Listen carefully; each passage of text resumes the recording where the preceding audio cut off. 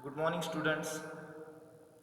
This is Professor Nikam SM going to deal with electronics part 2. So, today we are going to start with chapter number 3 of electronics part 2. We have already covered chapter number 1 and chapter number 2. Now, let's move on to chapter number 3. So, what is chapter number 3? Logic gates and IC specification. So, you are well familiar with logic gates, which are the different types of logic gates and what are the IC. So, we will have a review what actually the logic gates are, which are the different types of logic gates, and then we will be moving towards the IC specification. So IC specification means what? Which parameters we are going to consider while designing an IC, that are called your IC specification. So let's start. Logic gates. So which are the different types of logic gates? We are having AND gate, OR gate, NAND gate, NOR gate and XOR gate, as well as NOT gate. So and OR and NOT are called as basic gates. Then NAND and NOR gate are called as what? Derived gate. XOR and XNOR are the different gates. Okay. So already discussed which operation a AND gate is going to perform. So see the PPT, it is written AND gate. Okay. So AND gate, how many inputs are there for AND gate? The symbol of AND gate is shown in the figure. It will be having two input A, B and C will be the output. So two input. So it will be having how many output? 4 output. 2 raised to m is equals to n. That is the formula. So input different combinations of 0 and 1. When I will be giving 0 0, see that is output will be 0. In AND gate simply we are going to perform multiplication. 0 into 1 is what? 0. 1 into 0 is what? 0. 1 into 1 is what? 1. Simply AND gate will be performing multiplication. Next is OR gate. The OR gate, it is used to perform addition. So I will be having two inputs A, B, 0 plus 0 that is 0, 0 plus 1 is what? 1, 1 plus 0 that is 1 and 1 plus 1 is what? 2. But digital circuit will not understand 2, it will be understanding only high and low value. So 2 will be considered as what? High value. So output will be what? High. So this is just a revision. Already we have discussed all this in chapter number 1. I am taking a short review of all these things. NAND gate. So how NAND gate is prepared? Whenever I am going to put a NOT gate to an AND gate, a NAND gate is formed. Okay. So its output will be same as that of AND gate but in reverse direction. So compare AND gate and NAND gate output. So compare AND gate output. 0 0 is what? 0. Now in terms of NAND gate it will be what? 1. 0 1 is what? 0. Now in terms of NAND gate it will be 1. So that is vice versa. Next is what? NOR gate, opposite of that OR gate. So whatever will be the output of OR gate, exactly the opposite. See the symbol, because we are going to apply a bubble. Bubble means what? NOT gate. So what is the function of NOT gate? Whenever I will be giving input 1, output will be 0, and if my input is 1, output will be 0. If 0, then 1. So that is called as what? NOT gate. So NOT gate is basically called as inverter. So what is the function of NOT gate? To invert the given input signal. If it is 1, it will be 0. If it is 0, it will be 1. So already we have discussed all these parameters. So next, what? NAND and NOR gate are called as universal gate, because it is possible to implement any gates with the help of NAND and NOR gate. So they are called as universal gate. We have already discussed all these things. Now let's move on to our topic. What is IC? Most important thing. What is IC? IC is called as what? Integrated circuit. Integrated circuit means what? On a small chip we will be designing thousands and lakhs of components. Okay, so how many components? So according to that we are going to classify the IC. So IC is what? It is a small microchip of semiconductor material on which we will be having thousands and lakhs of components.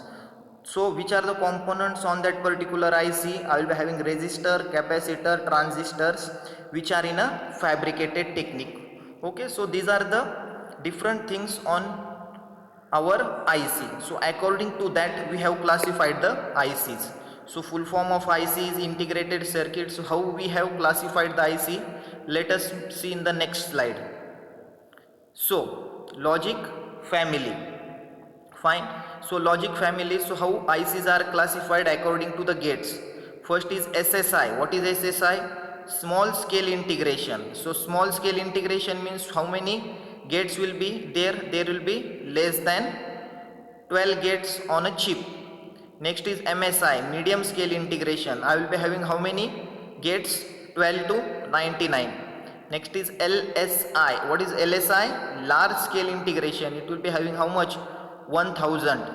Next is very large scale integration. That is called as what? VLSI. The same subject is in engineering. VLSI, very large scale integrated circuit. It will be having how many components or how many gates? 10k. That is how much? 10 into 10 raised to 3 total number of gates. Next is what? ULSI, ultra large scale integration. It will be having how much? 100k gates on a particular small chip. And next is what? GSI, giga scale integration. So giga scale integration will be having how much? 1 mega components. Okay, so these are the counts on which we are going to design a particular families classification. So this is what? Logic families classification according to number of gates used: small scale, medium scale, large scale, very large scale, ultra large scale, and giga large scale. Okay, so this classification may be asked for fill in the blanks. So how many components are there in small scale integration, or how many gates are there? So this is the second point which we have discussed. Now let's move types of logic families. So we can say classification of logic families. So logic families are basically classified into unipolar logic family and bipolar logic family. So unipolar will be basically related to your MOS devices, and bipolar will be related to your transistor. So in short we can say unipolar are your voltage control device and bipolar are your current control device.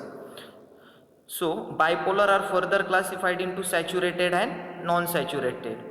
So the question might be there, which are the logic families, and write down the classification of logic families. So logic families are classified into unipolar and bipolar. Bipolar are further classified into saturated and non-saturated. So unipolar already discussed. These are your what? Voltage control devices. So unipolar are what? PMOS, next is NMOS, and next is CMOS. PMOS means what? P channel MOSFET, that is the full form metal oxide semiconductor field effect transistor. NMOS is what? N type metal oxide semiconductor field effect transistor. And CMOS is what? Complementary metal oxide semiconductor. So when I will be combining one PMOS and one NMOS, we will be getting CMOS. So that is the point for discussion which we will be discussing afterwards. So these are your unipolar logic families, and that are related to your voltage. So unipolar logic families will be having 3 terminal: gate, drain, and source, which we will be discussing afterwards. Now saturated logic family is related to your transistor, and in transistor we will be having different components. So which are the saturated logic family? Resistor transistor logic, transistor logic, direct coupled transistor logic, diode transistor logic, and high threshold logic. So these are the classification of saturated logic families, or we can say which are further classified as RTL, TTL, direct couple, diode transistor, and high threshold logic. Okay, now non-saturated are further classified into Schottky, TTL, and emitter coupled logic. So these are just classification. The points which we will be discussing in brief will be afterwards. So these are just classification. So non-saturated logic families include your Schottky, TTL, and emitter coupled logic. All these will be discussing in details. So just point to remember over here is what? Unipolar means your MOS devices related to your voltage control. In that you will be having three terminal: gate, drain and source. And in your bipolar you will be having emitter, base and collector. So these are the terminals.